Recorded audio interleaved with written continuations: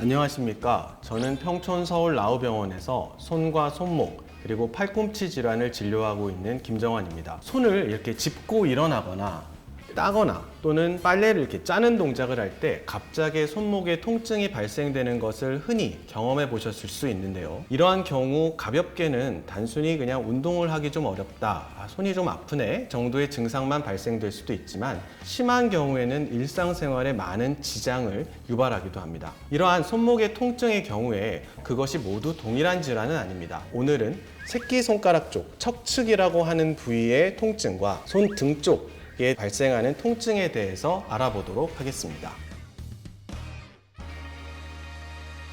첫 번째로 척측 충돌 증후군에 대해서 말씀드리도록 하겠습니다. 손목의 뼈 모양을 보시면 요골과 척골 두 개의 뼈가 위치하고 있는데 이 중에 작은 뼈라고 생각하실 수 있는 요 뼈가 척골입니다. 우리나라 인구의 3분의 1 정도는 이 척골의 길이가 요골의 길이에 비해서 길거나 짧은데요. 6분의 1에서 7분의 1 정도는 이 엑스레이에서처럼 요골이 척골보다 짧게 되고 반대로 비슷한 비율에서는 척골이 요골보다 짧게 됩니다. 이 중에서 척골이 요골보다 긴 이 경우를 척골 양성변이라는 용어를 쓰는데요. 요 빈 공간처럼 보이는 내부에 위치하는 삼각섬유연골 복합체라고 부르는 인대 구조물이 손상받기가 쉽기 때문에 이 부위에 손상이 발생되면서 손목의 새끼손가락 부위, 즉 척측에 증상을 발생되게 되는데 이를 척측 충돌 증후군이라고 이름 붙이게 됩니다. 대표적인 증상은 병뚜껑을 따거나 빨래를 짜는 듯한 이런 손목을 꺾는 동작을 할 때 통증이 발생되게 되는 것인데요.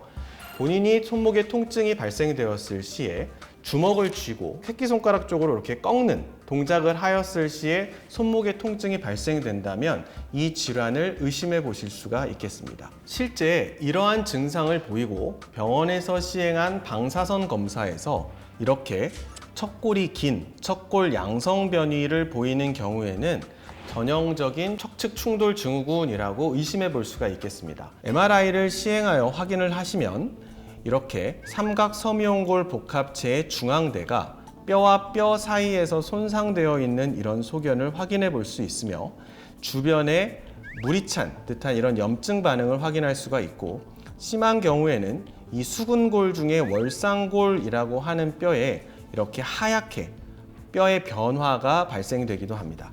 이러한 경우에는 척측 충돌 증후군이 맞구나 라고 하는 전형적인 소견이라고 생각하실 수 있겠습니다. 이러한 병이 발생되었을 때 무조건 수술을 하는 것은 아닙니다. 대부분의 경우에는 보존적 치료, 즉 손을 사용을 제한하고 약물 치료, 소염제 등의 약물을 드시는 등의 치료를 먼저 시행하게 됩니다. 특히 손등이 위를 향하고 있는 이런 동작을 하였을 시에는 생리적으로 척골이 몸에서 먼 쪽으로 밀려 나오게 되기 때문에 삼각섬유연골 복합체를 자극하는 자세가 됩니다.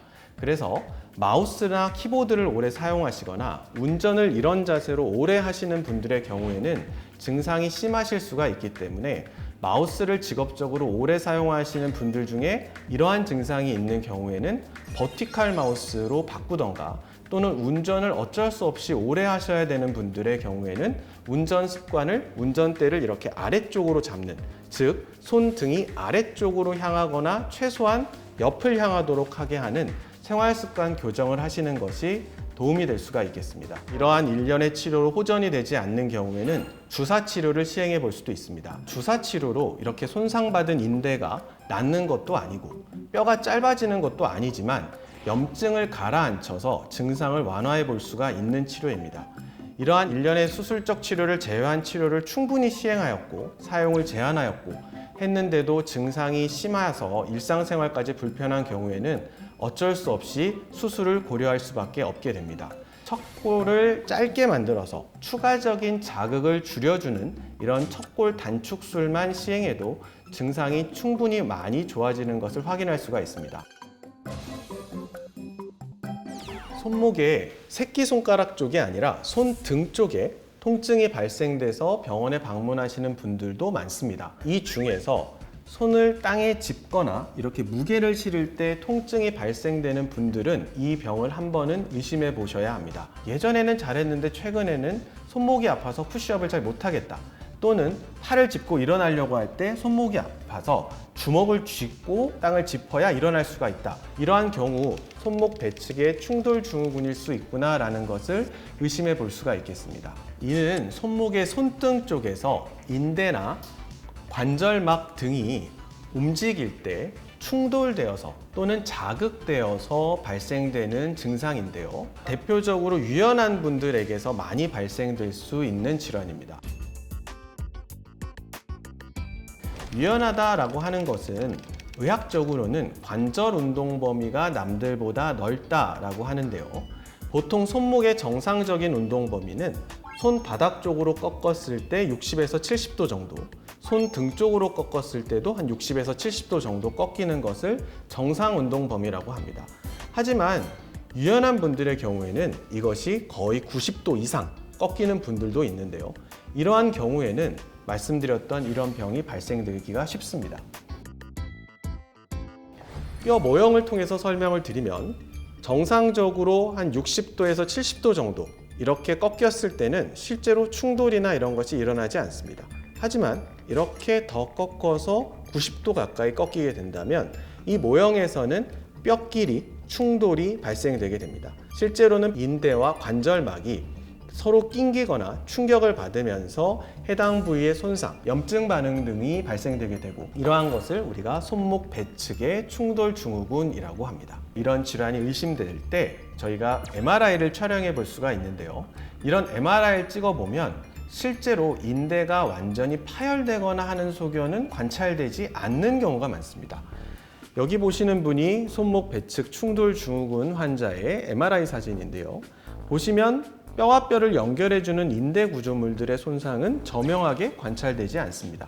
하지만 관절 안에 이렇게 하얗게 보이는 것이 흔히 관절 안에 물이 찼다라고 하는 삼출액의 소견이고, 실제로 이렇게 보시면 관절이 유연해서 이 척골이 요골에 비해서 위쪽으로 이렇게 많이 전이되어 있는 불안정성을 확인할 수가 있습니다. 이러한 경우에도 대부분은 보존적인 치료, 즉 손목의 사용을 제한하고 약물 치료를 하고 물리치료하고 하는 치료로 충분히 치료가 가능합니다. 물리치료실인데요. 손목에 염증이 발생되었을 시 많이 시행하는 물리치료 중에 하나인 신장분사 치료를 제가 직접 받으러 왔습니다. 신장분사 치료는 관절에 염증이 있는 부위에 열 또는 냉기를 분사하여 해당 부위의 염증을 가라앉히는 그런 종류의 물리치료입니다. 네, 이렇게 내려. 이렇게요? 네. 제가 손목 배측 충돌 증후군 환자라 가정하고 해당 부위의 신장분사 치료를 받고 있습니다. 따끈한 열기 정도가 느껴지지만 아주 뜨겁거나 그렇지는 않습니다. 이번에는 신장분사 치료 중에 냉기를 분사하는 물리치료를 받아보도록 하겠습니다. 영하 70도 정도 되는 굉장히 차가운 냉기를 분사함으로써 염증을 가라앉히는 역할을 하게 됩니다.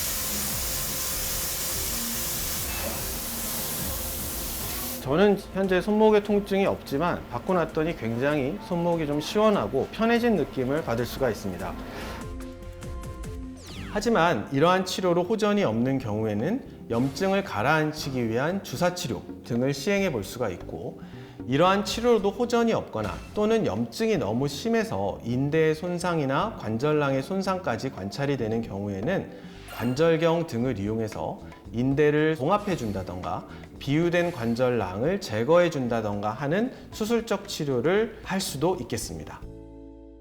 이곳은 실제 수술이 시행되는 수술장입니다. 타워에 손가락을 걸어서 설치한 뒤 이 레버를 당겨서 손목 관절을 최대한 늘려서 손가락 관절에 이 관절경이 들어갈 수 있도록 하는 공간을 만들게 됩니다. 이 관절경에는 렌즈가 달려 있고 이를 실제 카메라에 연결해서 화면으로 확인을 하면서 수술을 시행할 수가 있습니다. 손목 관절을 관절경으로 수술하는 경우에 상대적으로 적은 부위의 절개를 통해서 관절 내부 전체를 확인할 수가 있기 때문에 굉장히 수술 후에 회복이 빠르고 미용적으로도 우수하다는 장점이 있습니다.